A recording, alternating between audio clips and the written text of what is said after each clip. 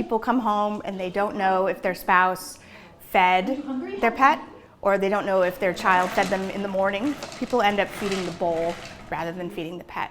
And so we created just a simple solution, which is red's been fed, green, go ahead. They will definitely work you to try to get that extra meal. If it turns green, then it'll let you know that you should feed him. As you pour the food into the bowl, we call it say when technology. It turns green when it's the right amount, so to give you positive feedback.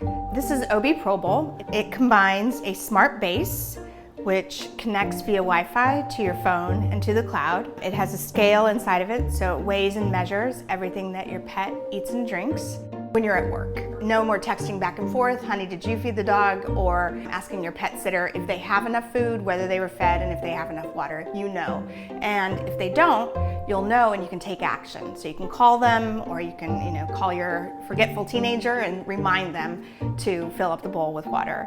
Now you can see by just looking at the app, and you see the real-time status of the bowl. It's nice to have, so you can get alerts, you know what they're up to. You set up the app, and we make a feeding recommendation based on their personalized characteristics. And that gets stored in the bowl. Our vision is really twofold. One is solve the pet obesity problem and then help them live longer.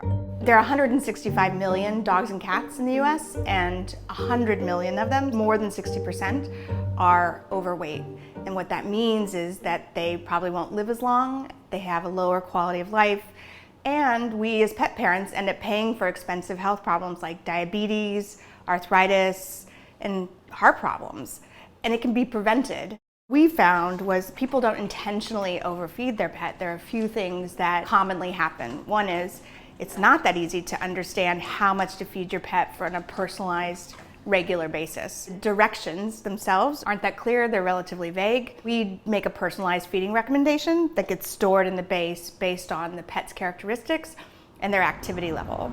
The first question that your veterinarian will ask you when you bring your dog in and if they're having problems is, are they eating and drinking normally? People don't necessarily know, but we now have objective data. So you can share that data with your vet, and we establish a baseline based on 2 weeks of behavior.